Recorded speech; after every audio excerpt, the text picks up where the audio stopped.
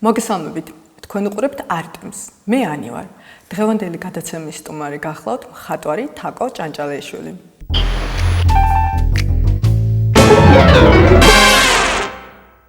გამარჯობა თაკო. გამარჯობა. ძალიან მიხარია რომ დღეს ჩვენი შოუს სტუმარი ხარ. მეც მიხარია შენთან სტუმრობა.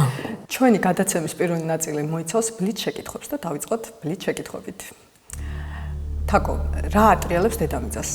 სიყვარული, რა თქმა უნდა. თათუ სხვა? ორივეში სიამოვნებით ვისვენებ. რას გეუბნება შენი შინაგანი კრიტიკა? ყოველთვის დავრჩი ადამიანად ყველანაირ სიტუაციაში და მდგომარეობაში.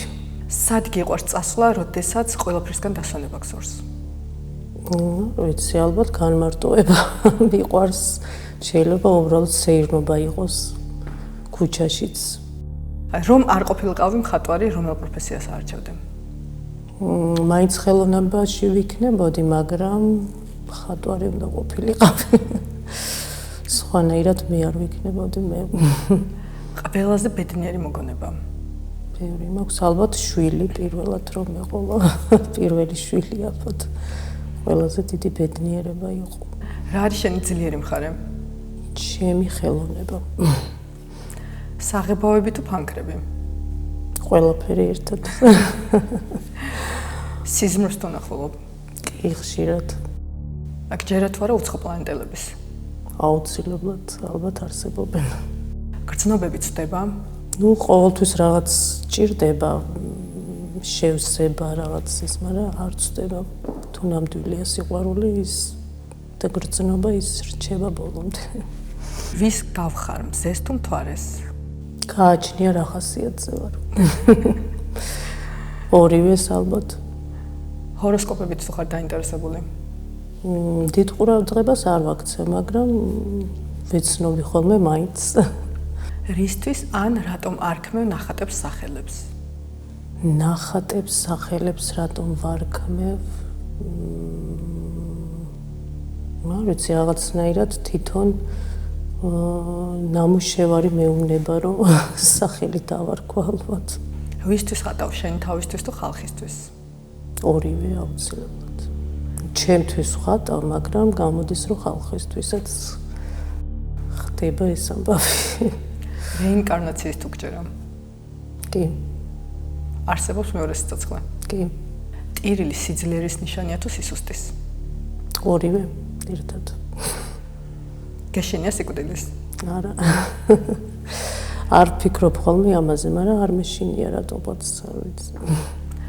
როგორი მეხსიერება გაქვს? ცუდი. ყველაზე მეტად რას აფასებ ადამიანში? ყველაზე მეტად ვაფასებ გულწრფელობას და ადამიანობას. ყოველთვის ამას ვირჩევ მე, რაც არ უნდა იყოს. ადამიანი უნდა იყო პირველ რიგში. ერთი სურვილი რომ მქონდეს, რა იქნებოდა ეს? ალბათ ჩემი ქვეყნის წინსვლა წარმატება. ძალიან განვიცდი ამ საკითხს და აი ამას. და ბანალურია, მაგრამ ასეა, აი ამ წუთას. რა ფერია ბედნიერება? ბედნიერება ბევრი ფერია. შენ რა ფერის ხარ?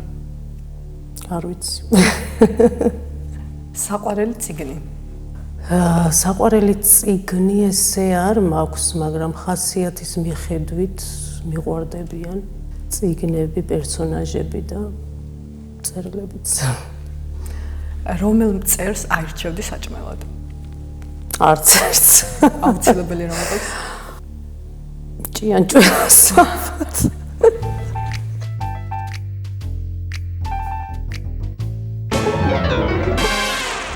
მთელი ცხოვრების განმავლობაში რომელ ალკოჰოლს დალევდი? არ მიყვარს ალკოჰოლი. ესე მთელი ცხოვრების განმავლობაში არ ვიცი, ალბათ კონიაკს. რომელს აირჩევდი? იყო პრეზიდენტი თუ იყო ცნობილი მსახიობი? მსახიობი ალბათ. აი არ ვიცი, არ მიფიქრია არც ერთს. რას უსმენ? ყველაფერს უსმენ პრინციპში, soul-იც, ჯაზიც, როკიც, რა ვიცი, რის ხასიათზე ვარ. ყველაფერს. რა არის სიყვარული? ყველაფერი ერთად ალბათ რა ვიცი. ოჯახი თუ ხელოვნება?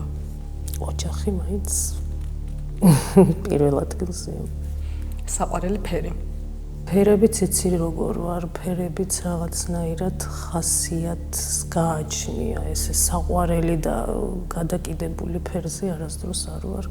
თითქმის ყველა ფერი მსიამოვნებს და მიყვარს შედგენილი ფერები, მე თვითონ რომ ვაკეთებ ამ ფერს. პირდაპირ პალიტრიდან შეიძლება ერთი წერტილი დავსვა, მაგრამ მიყვარს ეს რაღაც პროცესი, რომ ფერს ვქმნი მე თვითონ.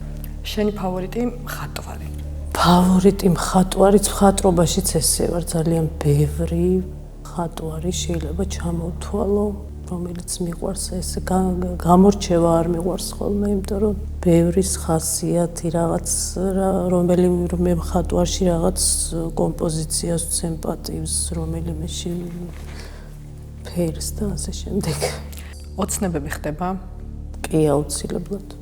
ოცნებები ხდება, მაგრამ მოქმედებაც საჭიროა აუცილებლად. რა არის იდეალური სიკვდილი? იდეალური სიკვდილი ალბათ უცებ წახვიდე. ოღონდ თავის დროზე. როგორია იდეალური პიროვნება? იდეალური პიროვნება მგონი არ არსებობს, მაგრამ მაინც რომელიც ადამიანობას არ ღალატობს. ისევ და ისევ აქ მივდივარ, ჩემთვის მთავარია ეს საკითხი. რას უფრო მიაქცევდი ყურადღებას ადამიანში? გენიალურობას თუ მხიარულ უბრალოებას? მხიარულ უბრალოებას. რა გაღიზიანებს ყველაზე მეტად? ტყვილი და სიყალბე. და ყოველთვის რაღაცნაირად ხვდები ხოლმე, როცა ადამიანი მატყუებს და რაღაც, ზოგჯერ არ ვიმჩნევ, უმეტესწილად არ ვიმჩნევ, მაგრამ რაღაცნაირად მაქვს ეს რაღაც ხასიათში, რომ ხვდები ეგრევე, როცა ყალბია ადამიანი და იტყვება. რამდენად შეგიძლია წყენის დავიწყება? წყენის დავიწყება შემიძლია, უბრალოდ ეს მაქვს, რომ რაღაც წვეთ ყველანაირ ურთიერთობას იმ ადამიანთან უწყენასაც გააჩნია. რა გაბედნიერებს? მაბედნიერებს საყვარელი ადამიანების ბედნიერება და კარგად ყოფნა. როდი შეგიყვარდა პირველად? ვიცი, ალბათ სკოლის ასაკში. როგორ უმკლავდები ურთიერთობაში არსებულ უთანხმოებას? ვიცი, გააჩნია უთანხმოებას პრინციპში რაღაცნაირად ხშირად არ ვიმჩნევ ხოლმე თუ ეს ახლა სერიოზული უთანხმოება არის და მე თვითონ ვეხმარები რომ გამოვიდეს, გამოვიყვანო მდგომარეობიდან ხშირად ესეც ხდება ხოლმე. ცხოველები თუ ფრინველები? ორივე. რომელი ჩვევებისგან გსურს რომ განთავისუფლდე ყოველდღიურ ცხოვრებაში? ჯანმრთელობას უფრო მეტად მივხედავდი, სპორტს უფრო ჩავრთავდი და რომელი უარესია, ცადო და არ გამოგივიდეს თუ საერთოდ არ ცადო? ცადო და არ გამოგივიდეს.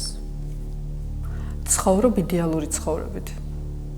ვიცი, ალბათ ბედნიერი ვარ, რაც მაქვს, იმითი კმაყოფილი ვარ და უკეთესი მინდა და ჩემით მივახციო, სურვილი მაქვს კიდე უფრო მეტს. როგორ ფიქრობ, პირამიდები უცხო პლანეტელებმა ააშენეს თუ ადამიანებმა?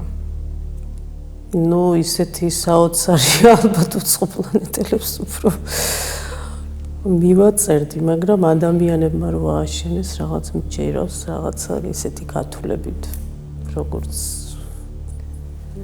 ამბობენ. ეზოთერიკა თუ გაინტერესებს? კი. რამდენად რეალური არის ეზოთერიკა ყოველდღიურ ცხოვრებაში? რეალურია ალბათ, მაგრამ მაინც რაღაცნაირად ძალიან არ ვარ ხოლმე დამოკიდებული. რა არის შენთვის ყველაფერზე ძვირფასი? ყველაფერზე ძვირფასი ჩემი მხატვრობა. და ვინ არის შენთვის ყველაზე ძვირფასი ადამიანი? შვილები, რა თქმა უნდა. ყველაზე ძვირფასები არიან და ძალიან დიდ ძალას მატებენ.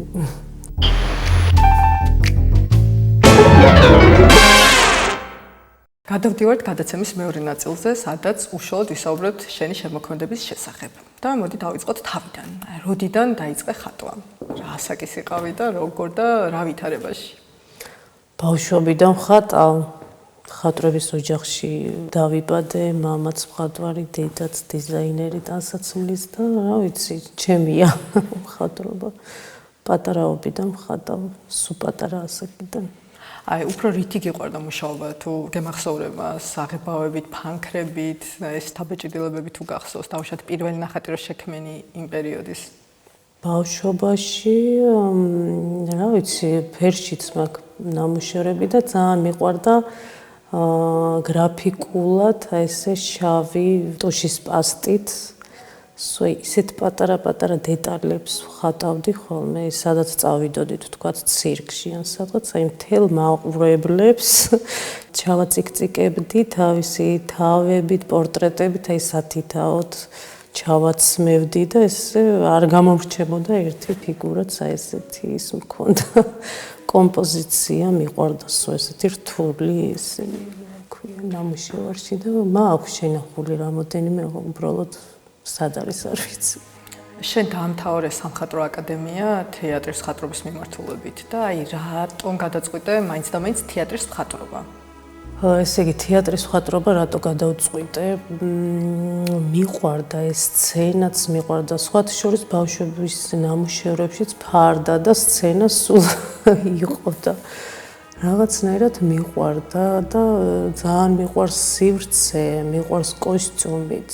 კოსტიუმზე მუშაობაც, ეს პერსონაჟები, აი ბავშვობიდან ეს პერსონაჟებსაც ვხატავდი, სულ კოსტიუმებს ვაცმევდი, სცენასაც ვაკეთებდი და სხვათა შორის მამა რაღაცნაირად აკადემიაში კათედრის გამგე იყო ქსოვილებში და ესეთი იმას ქნა, რომ ქსოვილებს ჩამებარებინა რაღაც მოილაპარაკეს მშობლებმა და ნუ თეატრი იმდენად კაცის საქმეა და იმდენად ისეთი ქალის ძალისხმევა იქ ისეთი რთულიაო, რომ თავის მეგობარიც შმაგი სავანელი გითხარით თეატრის მხატვარის მოიყვანეს სტუმრად რაღაცნაირად ტვინში იმაშვებოდნენ, რომ იქ არ ჩააბარო, ძალიან რთულია კაცის საქმეა და ყველაფერი გავაკეთე, რომ ესენი არ მოусმინი არავის და თეატრი ავირჩიე და ძალიან ბედნიერი ვარ. ანუ არგინანიად მიღებული გადაწყვეტილება. არგინანია ნამდვილად. განათებაც, ესეთი მაკეტებსაც ვაკეთებდი ხოლმე ხშირად და ხან ესე შუქს დავანათებდი, ნუ ჩემი იყო მოკლედ. მიუხედავად იმისა, თეატრში დიდი ხანი არ მიმუშავია, რამოდენიმე სპექტაკლი მაქვს გაფორმებული, მერე ბინების დიზაინზე გადავერთე და ნუ ძალიან მიყვარს ჩემს ნამუშევრებშიც არის ეს განხრა თეატრის. შენს ნამუშევრებში ყველგან ჩანს ეს ფარდა და სცენა. სწორედ ვიცი. კი, ნამუშევრებში რაღაცნაირად იცით რა, ნამუშევრებში შემაქვს განათება თუ დააკვირდებით, ხო და რაღაცნაირად განათებაში შიგნით ხდება მოქმედება ნამუშევარში სივრცეს ვაჩენ და განათებაც შემომყავს და კი, აი ტოვებს მაგ თაბეჭდილებას, რომ ეს არის თეატრი, სანახაობა. კი. რა გაწევს ინსპირაციას რომ იმუშაო? ინსპირაციას ყველაფერი მაძლევს, შეიძლება რაღაცა ემოცია წამოიღოს, საერთოდ იმდენად მიყვარს, რომ შემიძლია სულ ხატო, აი ესე რაღაც მუზა არ მჭირდება, დრო მჭირდება ხოლმე, ნუ ზოგჯერ არის ისეთი გადარბენა მაქვს, რომ დრო არ მაქვს, თორე ყოველთვის აი ჩემთვის არის ყველაზე იდეალური მდგომარეობა, როცა ვხატავ. შენს ნამუშევრებში დომინირებს ოხრა და მოყავისფრო ტონები. კი, ხშირად ვხმარობ ამ ფერებს, რაღაც მაინც იქით მივდივარ ხოლმე. ხშირად ვხმარობ, მიყვარს ეს რაღაცნაირ თბილი ფერია და მიყვარს ხშირად ვხმარობ. კი, მთლიანად ოხრის ფერშიც მაქვს ბევრი რაღაც ტილოები გადაწყვეტილი. აი ექსპერიმენტი თუ ჩაგიტარებია და შეგიცვლია მთლიანად ეს შენი არსებული ფერები სხვა ფერებით. მუშაობის დროს აბსოლუტურად სულ ექსპერიმენტს ვატარებ. წინასწარ მქონია ესეთი ის, რომ წინასწარ ვიცი რას გავაკეთებ თითქოს, მაგრამ მუშაობის პროცესში ვერ გეტყვით იქ რა ხდება. ისეთი ისინი მოდის, რომ სულ სხვა ნამუშევარი შემიქმნია, სულ ექსპერიმენტში ვარ. თითქმის მთელი ნამუშევრები წაშლილი მაქვს და შემდეგ თვითონ იხატებიან, რა ვიცი, თვითონ მანახებს სადრა წერტილი დავსვა და როგორი იმითი წავიყვანო, ამიტომ წინასწარ უმეტესად არ ვიცი. შინაგანად გრძნობ საითგან უნდა წახვიდე? შინაგანად ემოციურადაც გრძნობ, აი ოკუპაციაზეც მაქვს ნამუშევრები, ეს დავიჯექი და რაღაცა როგორი ისეთი ისინი წამოვიდა ემოცია, უცებ დავდე ტილოზე.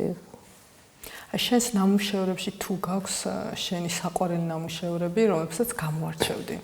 საყვარელი ნამუშევრები მაქვს, რომელსაც ვერ შეველევი ვერასოდეს და ერთ-ერთი არის მეოცნებე ქვია ეს და არის რაღაც რო აღწერო ფიგურა გოგონასი და საინტერესო ის არის იქით თვითფრინავი ძველი, რომელიც თოკით უჭირავს, რომ გაფრინდეს თუ. რატომ დახატე ეს ნამუშევარი? უბრალოდ დავხატე, ვიცი რატომ არ არსებობს. რატომ გახდა შენი ფავორიტი ნამუშევარი? არ ვიცი, რაღაც ემოციურად ძალიან ჩემია და თითქოს ჩემი ცხოვრება იქ.